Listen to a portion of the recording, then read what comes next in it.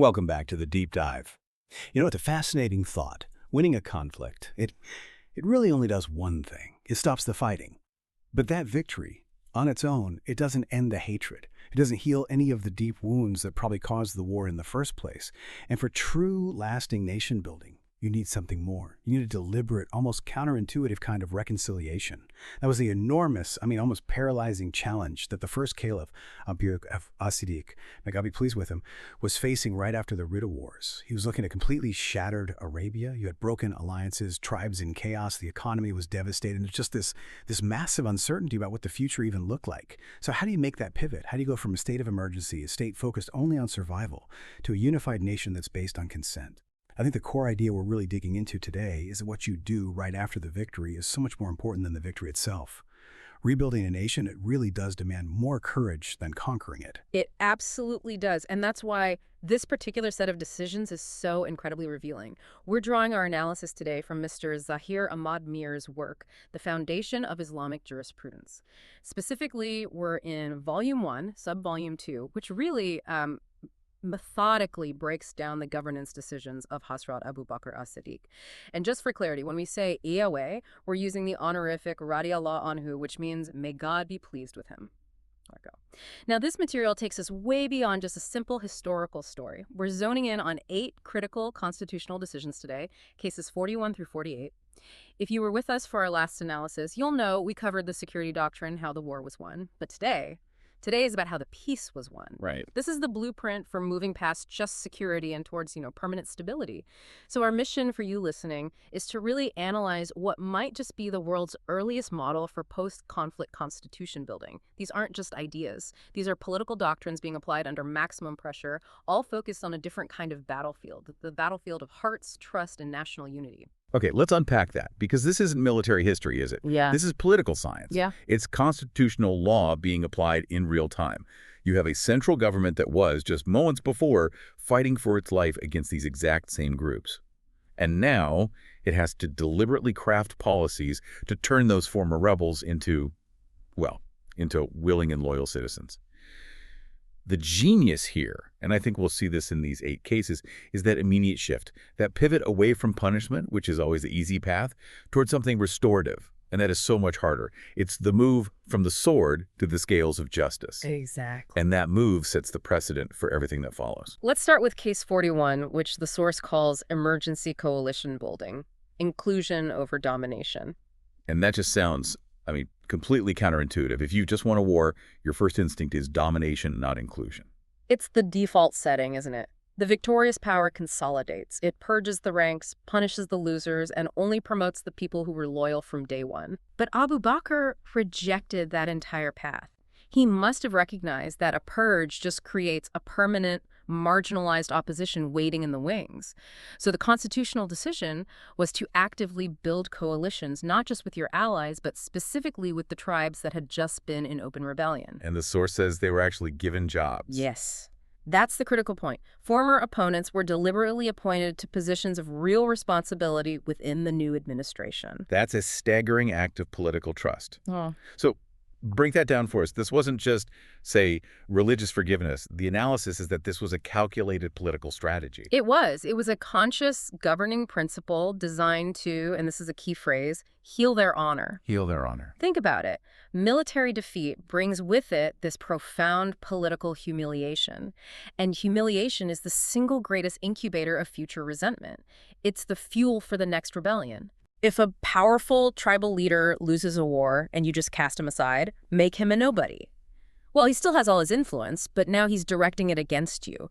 But by elevating him, by giving him a real administrative role, maybe he's in charge of collecting local taxes or mediating local disputes, you're signaling something really important. That his military loss didn't mean he lost his status. Exactly, or his dignity or his voice in the new system. You're telling him, you still matter. So you completely flip his incentive structure. Suddenly, he's no longer motivated to undermine the state because his own honor, his tribe's security, it's all tied to the success of the caliphate. Precisely. If the state succeeds, he succeeds. If it falls, he loses his new position. So inclusion becomes this this highly sophisticated way of generating voluntary invested loyalty. Whereas domination, Yeah. that just requires constant policing, Yeah. constant force. It's unsustainable. Inclusion is self-sustaining.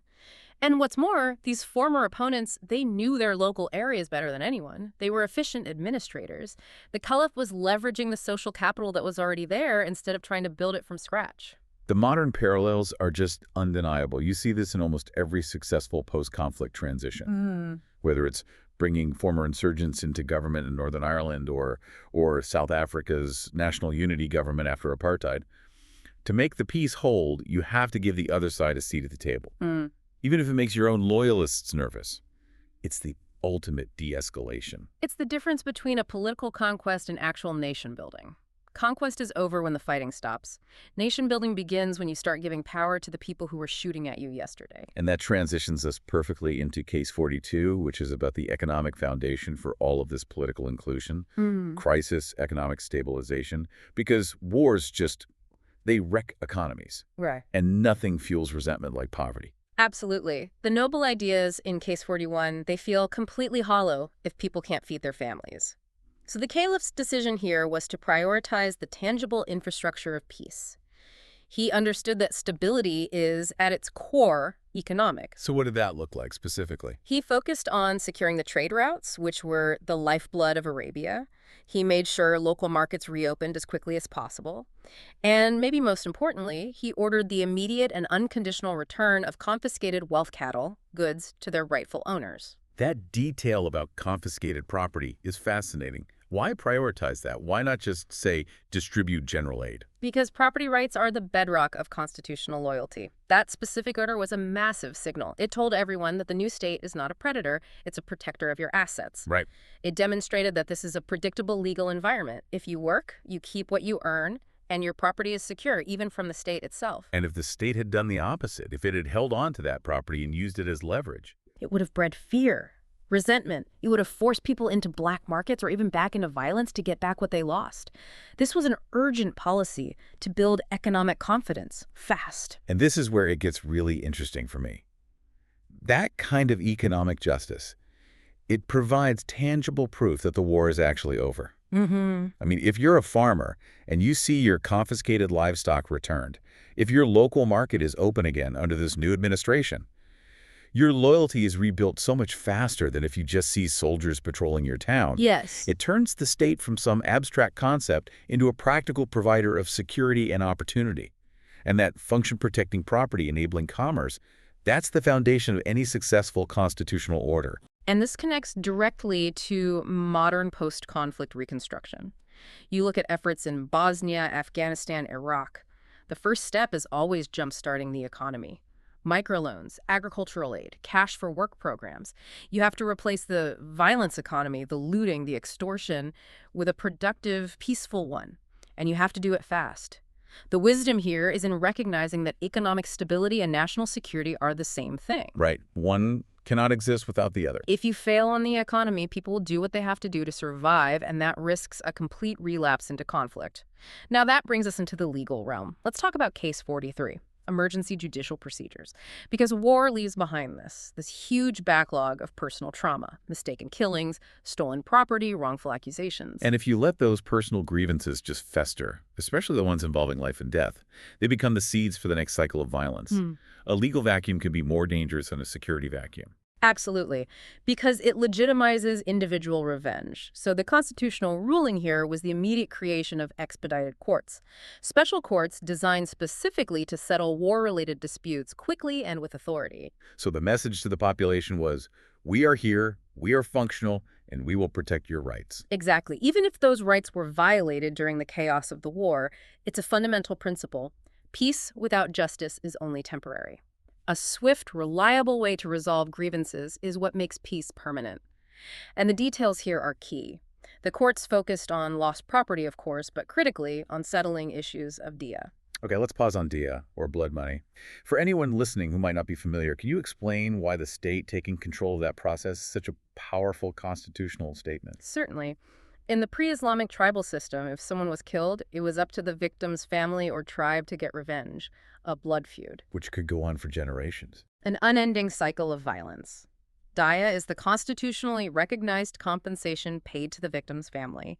And when it's accepted, the matter is legally closed. The blood feud is prevented. So by setting up courts to resolve Daya immediately, the state was literally stepping into the chain of revenge. It was substituting a legal, predictable process for personal, violent retribution. The state was asserting its monopoly on justice. And on legitimate violence. It was a clear signal that the era of tribal anarchy was over, and a new era of a state governed by law had begun. And the emphasis on speed here is so important.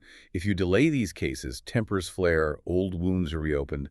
The caliph clearly understood that justice has to be delivered at the speed of the crisis, which is why we see things like transitional justice mechanisms today. You have to process the trauma and close the legal chapter so society can actually move forward. Now let's shift from individual justice to the structure of governance. Case 44, delegation of leadership to local chiefs. This gets right at the risk that a central government will try to dominate newly reconciled areas. Which almost always backfires and causes resentment. It guarantees a rebellion 2.0, as you said. The caliph knew that total centralization was just. It was impossible. It would have been a massive drain on resources. So the decision was incredibly nuanced. Instead of just sweeping away the old power structures, he allowed tribal leaders who repented to keep their social status and govern their own areas. But with oversight. Yes, with oversight from the central administration. But isn't that a huge risk? You're basically leaving the management of these potentially volatile areas to the very people who are just fighting you. How did you prevent them from just turning against you again? That is the political risk, absolutely. And the source implies the oversight was mainly economic and religious, not just military. You'd have centrally appointed tax collectors and judges to ensure they were aligned with the state's core principles. But the real security mechanism was the incentive we talked about in Case 41. Yeah. They got to keep their honor and their status. So it was a brilliant use of existing social capital. Instead of destroying it, he leveraged it. If you strip away a long-established chief, you humiliate him, you destabilize his entire community, and then you have to spend a fortune trying to control a hostile, leaderless population from afar. By letting them keep their status, he got stability on the cheap, basically, and quickly, while also respecting local identity. It didn't feel like a foreign occupation to the average person. Exactly. For the common person, life felt continuous. Their leader was still their leader, just operating under the umbrella of the caliphate now. The local population felt respected, not conquered. It's the core of successful decentralized governance, isn't it? It connects to modern ideas like federalism or provincial autonomy. This recognition that you can't effectively manage a huge, diverse territory from one single capital. It was an immensely practical decision. Let's move to the moral and humanitarian side of this, which is Case 45, public safety and civilian protection. This is about defining the limits of state power, even in the moment of total victory. And that's maybe the most important test of a new state's constitutional character. After a brutal civil war, the temptation for the winning side is collective punishment, retaliation. Or just looking the other way while your allies settle old scores. Right. But the caliph's response was immediate and absolute.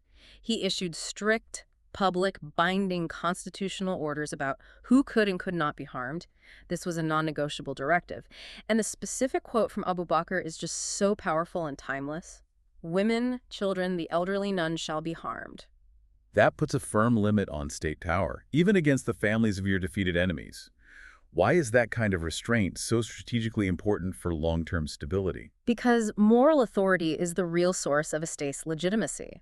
And that authority grows exponentially when you can show that your power is restrained by principles, not just by force. So it's about reassurance. It's about reassuring the civilian population, the families of the defeated. They're terrified of what comes next. By institutionalizing this restraint, you're telling them their lives and homes are protected under the new order. Without that guarantee, fear drives people back into resistance. And the connection to modern international humanitarian law is so direct, the Geneva Conventions.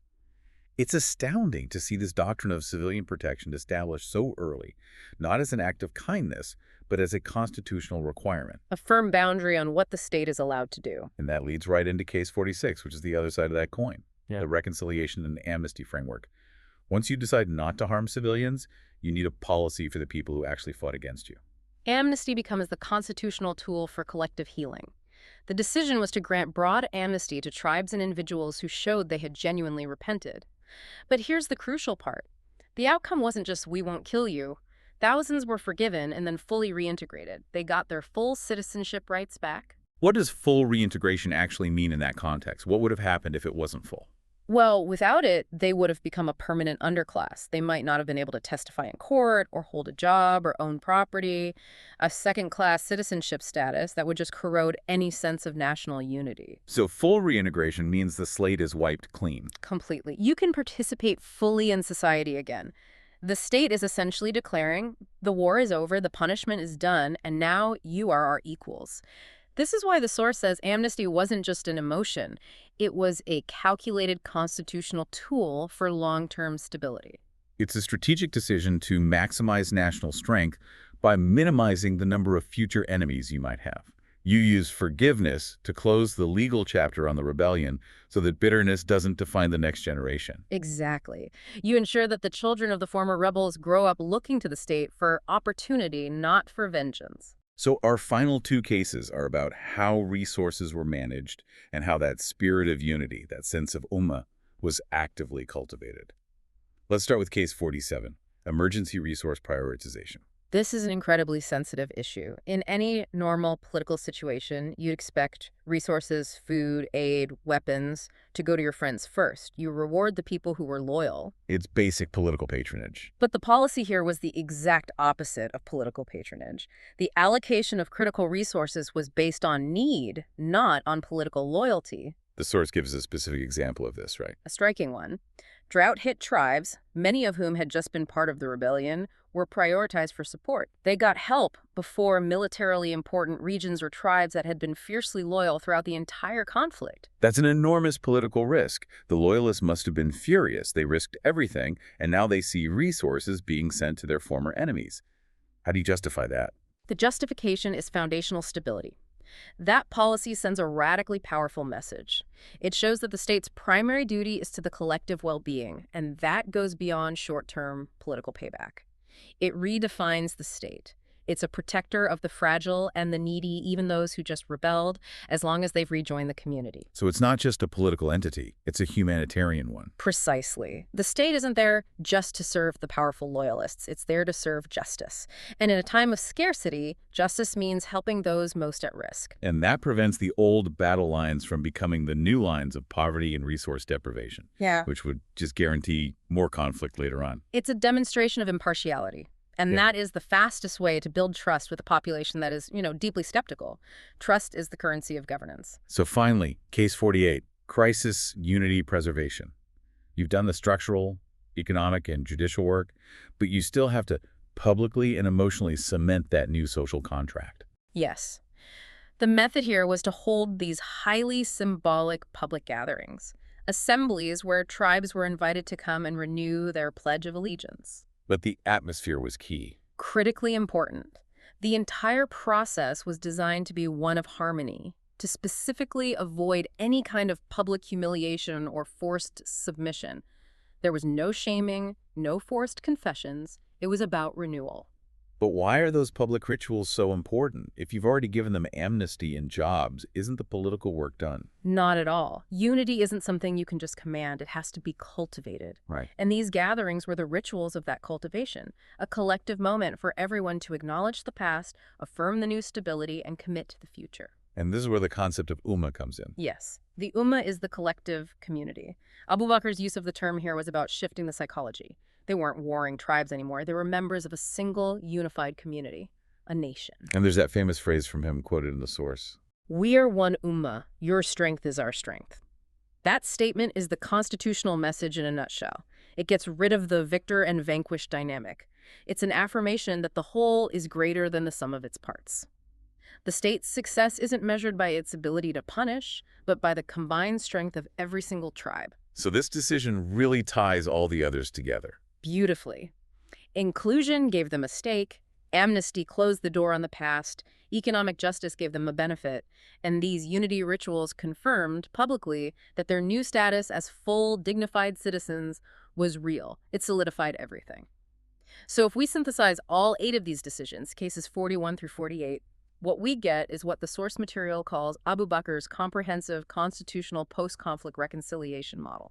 Right. It's not just 8 random good ideas. It's a single, cohesive political machine built for lasting peace, It really is. The 8 pillars of this model are 1, inclusion instead of punishment. bringing former enemies into the government, 2, economic fairness instead of exploitation. restoring property rights, getting the markets working, 3, judicial restoration instead of a legal vacuum. establishing those fast courts to handle things like dia and stop the revenge cycles, 4, local autonomy instead of central domination. using local leaders to maintain stability. 5, civilian protection instead of collective revenge. Those strict rules protecting non-combatants, 6, amnesty instead of bitterness. using forgiveness as a tool to fully reintegrate everyone, 7, humanitarian priorities instead of political favoritism. sending aid based on need, not loyalty. And final, And 8, public unity instead of forced submission. Cultivating that new social contract through those symbolic, non-humiliating rituals. that is just an astonishingly robust framework, especially when you think about the chaos of the environment it was created in.